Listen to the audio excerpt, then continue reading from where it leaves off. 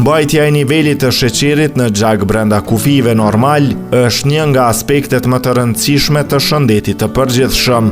Sidoqoftë mund të mos e dini, por nëse konsumoni këto pije, do të ndihmojnë në uljen e sheqerit në gjak. Këto pije mund të ndihmojnë natyrshëm në ruajtjen e niveleve të shëndetshme të glukozës.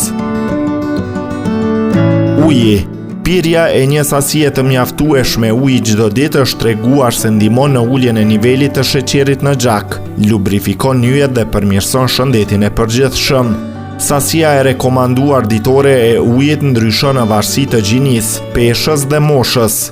Në përgjithësi rekomandohet që të rriturit të pinë 2 deri në 3 litra ujë në ditë. Uji, sidomos uji mineral, është më i dobishëm për sheqerin në gjak, sesa pijet e gazuara dhe lëngjet e frutave.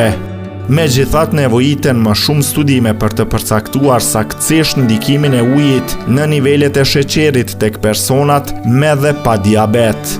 Edhe pse rrallë konsumimi i tepërt i ujit mund të shkaktoj helmim nga uji, simptomat përfshijnë të përziera, të vjella dhe konfuzion. Çaji i jeshil. Disa studime tregojnë se çaji i jeshil mund të ndihmojë në kontrollin e sheqerit në gjak, por nevojiten më shumë kërkime për ta konfirmuar këtë. Çaji i jeshil përmban katechina, përbërje bimore që mund të përmirësojnë ndjeshmërinë ndaj insulinës. Insulina është hormon që prodhohet nga pankreasi për të rregulluar sasinë e glukozës në gjak. Kateçinat mund të jenë një metodë ndihmëse për menaxhimin e sheqerit në gjak, por nuk e zëvendësojnë trajtimin e përshkruar nga mjeku. Çaji i jeshil përmban edhe kafeinë.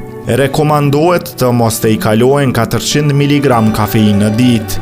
Pirja deri në 8 filxhan çaj jeshil në ditë konsiderohet e sigurt, ndërsa për gratë shtatzëna ose që ushqejnë me gji, rekomandohen jo më shumë se 6 filxhan. Lëngu i domates. Studimet kanë treguar se likopeni, një përbërës organik në domate, mund të ndihmojë në uljen e sheqerit në gjak.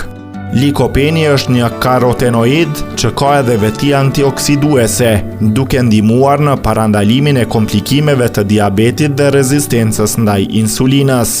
Pirja e lëngut të domates pa sheqer të shtuar mund të ndihmojë në kontrollin e sheqerit.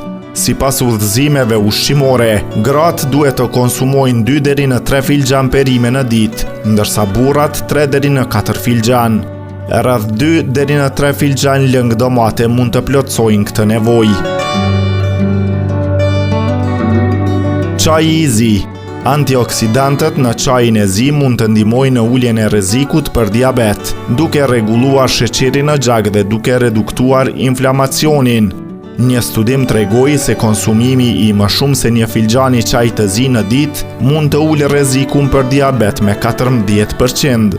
Gjithashtu përbërjet e quajtura teaflavina ndihmojnë në luftimin e radikaleve të lira, të cilat mund të dëmtojnë qelizat dhe të rrisin rrezikun për sëmundje kronike, përfshirë diabetin. Megjithatë nevojiten më shumë kërkime për t'i konfirmuar këto efekte.